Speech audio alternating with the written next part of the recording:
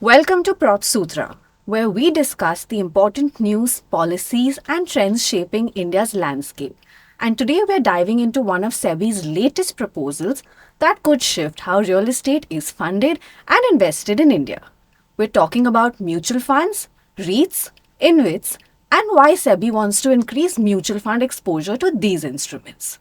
If you're a stakeholder in India's property sector, this episode is especially for you. We'll break down the terms, the proposal, and most importantly, what this could mean for capital flow, institutional trust, and retail participation in Indian real estate. So let's get started. Let's start from the basics. What are REITs and infrastructure investment trusts, and how do they work in India? This concept of REITs and investment trusts is just a very new concept first. It came about around 10 years back and it has slowly started gathering steam. So, what exactly is it? First, its expanded form is real estate investment trust, okay, and infrastructure investment trust. So, these are the two sort of vehicles which is now allowed by SEBI and the government where you're pooling in money from investors or unit holders, just like a mutual fund does. But the way that investment will be directed, the sector to which it will be directed, is more towards real estate in the case of a REIT and more towards infrastructure in case of a InvIT. So it is nothing but a mutual fund dedicated to a particular sector.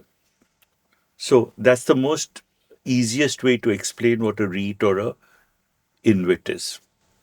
And how big is this market for REITs and InvITs in India today? And do you think there's a potential for it to grow?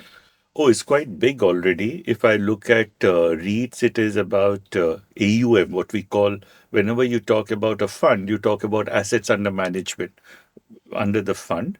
So the AUM for REITs is almost 1.5 lakh crores, which is 1.5 trillion, in other words. And in the case of InvITs, it's around 6 lakh crores or 6 trillion. So it's pretty big, but not as big as naturally the equities market or something. And is there scope? There's tremendous scope. Believe me, this REIT and InvIT market all over the world grows exponentially as a country develops. So is there a huge upside to it? Not by way of appreciation or returns, but by way of the volume and size of the market? Yes, this will be the future. So, could you break down SEBI's proposal for us to understand in simple terms what does it mean? There are two things you might be asking me in this question. One is how is SEBI regulating the current REITs and InvITs? True. And the other, you might be hinting at what is the new change they Yes. brought in, Correct. where they're trying to bring in what we call an SME REIT, which is a small and medium scale REITs, where you don't need to have a huge corpus of assets under management, and it can be as small as 500 crores. And so this new one, because the old one is already well regulated, there are 4 listed REITs already there.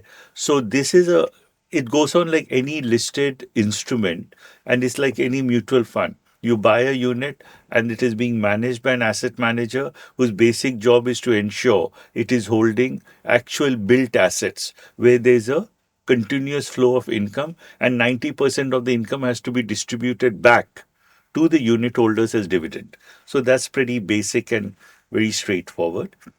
Whereas the new one, what it has tried to create in India is, see, at the top end, when you look at grade A space in India, we talk about only maybe right now under REITs is about 130 million square feet or so. It keeps fluctuating, which are under the listed REITs. Uh, but the scope of this REITs is quite a large. It might be able to go up to 300, 350 million square feet, in my opinion, of the complete commercial stock we have of around 650 million square feet. But more important than that is a large amount of this stock, and what is not captured out here is the grade B and the stock we have in smaller towns also. So those are also meaningful for us because there are rentals also in those. Everybody doesn't go into a grade A building straight Yeah. away. So, if in order to capture that, earlier what we used to do was we used to have strata sales, where Yeah. there are multiple Multiple owners, investors. fractional ownership. Today, those can come under REIT. So the SME REIT has been formed in such a way that they can all come under these grade B buildings, smaller office complexes, can be brought under the REIT structure only that is better regulated. Okay, so what I want to talk to you about is the mutual fund participation in these REITs and InvITs. SEBI has increased the amount that the mutual funds can invest in REITs and InvITs. So, do you want to talk about that as well? Yes, because in the REITs and InvITs, is it only retail participation? Need not be.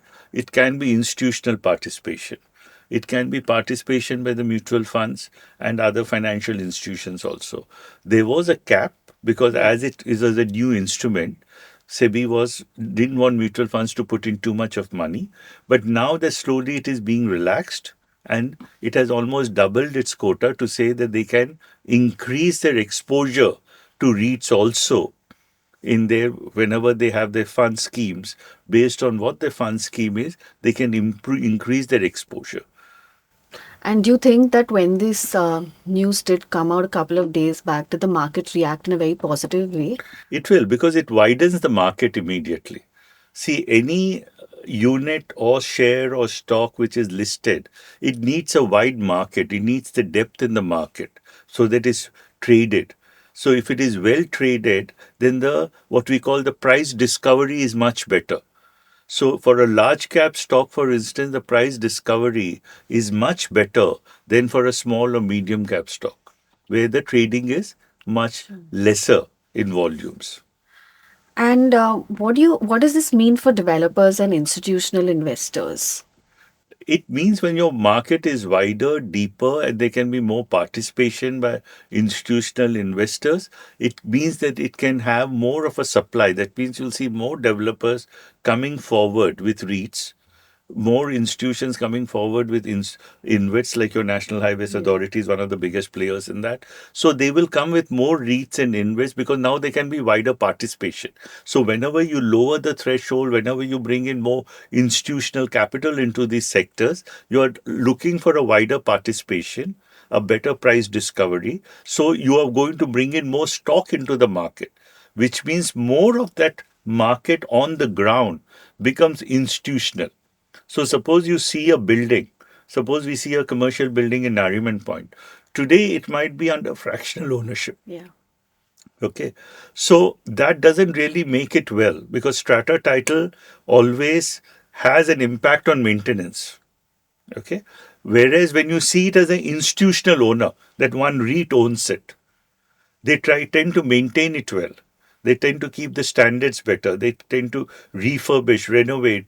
So there's a lot of redevelopment, even when you think of sustainable practices being put into building. So it is always a better positive feature for these buildings to be owned by institutional investors. And those institutional investors now participate in REITs, and the REITs own the buildings. So the retail participation in REITs and InvITs is said to be between 10 to 15% currently, which is slightly on the lower side. Do you think that's going to increase over time now with this new proposal? It will because most people confuse REITs and InvITs as equities only. It's actually on the low risk. It's on the if you see a spectrum and you see the risk profile, a REIT or InvIT will always be very low risk because it's completely supported by physical assets. It's supported by a stream of contracted cash flow. So it's not that you're exposed to the vagaries of a company which is trying to find a market share or increase its market share. So people don't understand that. So if you understand the concept of where it lies on the risk spectrum, there will be more retail participation. Sure. And what's the timeline for these proposals becoming rules in India?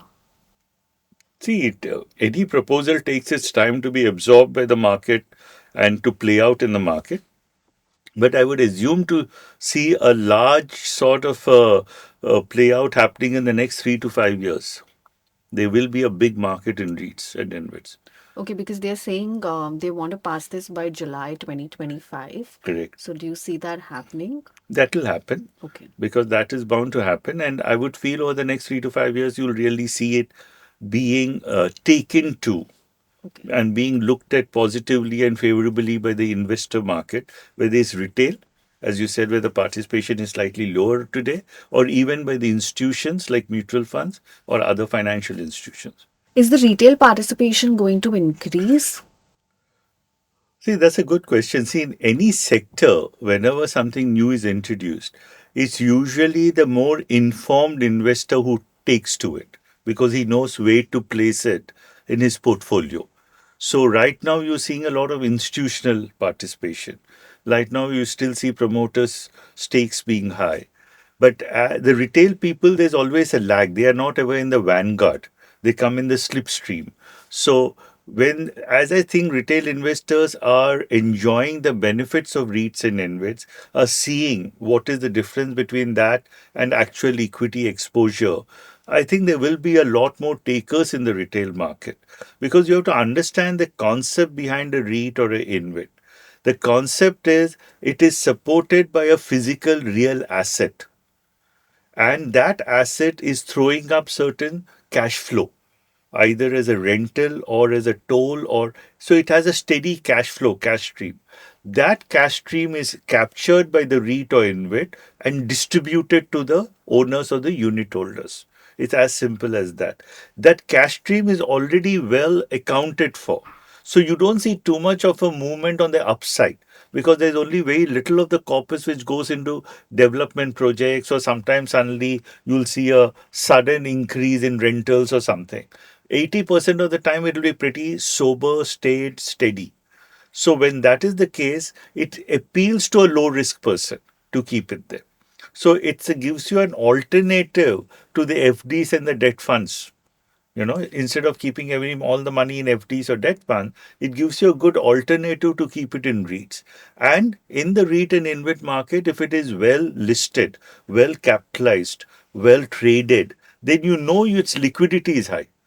Just like in a fixed deposit, everybody will tell you, we keep it in a fixed deposit because when I want it, I can get it back. Most people don't realize there's a cost of breaking a fixed deposit. You tend to lose a lot of money. So, in a REIT or a debt mutual fund, sometimes that cost is much lower because it's market listed. You can come out of it very quickly if you want. So, it's equally liquid. So, it's a low risk, high liquid sort of an instrument which I think as people understand the nuances of it, they will take to it. So the final question, what are your closing thoughts for our viewers on this subject? I think viewers should study this a little, talk to the financial advisors. I'm not saying you should just jump into it blindly. They should do it with discretion, but they will realize when they talk to their wealth managers, financial advisors, that this is a instrument which gives them a low risk, high liquid, mediocre, medium returns in the long run. So it is a pretty safe instrument to have in your portfolio, which is, and it cannot be compared with having an exposure towards equities only. Yes. So it's listed, it doesn't become an equity. So it's like when people first thought of mutual funds, it was all equity mutual fund. Then they realized there's a thing called hybrid, there's a thing called debt, there's a thing called even government security. So there are all sorts of mutual funds. So, and it is across the risk portfolio, risk spectrum. So I would believe that this is a sector which is bound to grow by leaps and bounds, and the retail investments in it will also grow. Yes, the lead will always be taken by institutional investors. And as we discussed earlier, the mutual funds would come in and participate in this also. But even a retail investor can directly enter this and not through a mutual fund when it is listed on the BOSE. Thank you so much. Thank you. SEBI's proposal is more than just a regulatory change. It's a game changer for India's investment landscape. By unlocking new avenues for mutual funds to invest in REITs and InvITs, we're looking at a future where real estate and infrastructure are more accessible, transparent, and critical to India's growth. For stakeholders, this is an opportunity to rethink strategies and capitalize on the evolving market. Thank you for tuning into Prop Sutra. Stay tuned for more insights as we continue to navigate the future of India's financial ecosystem.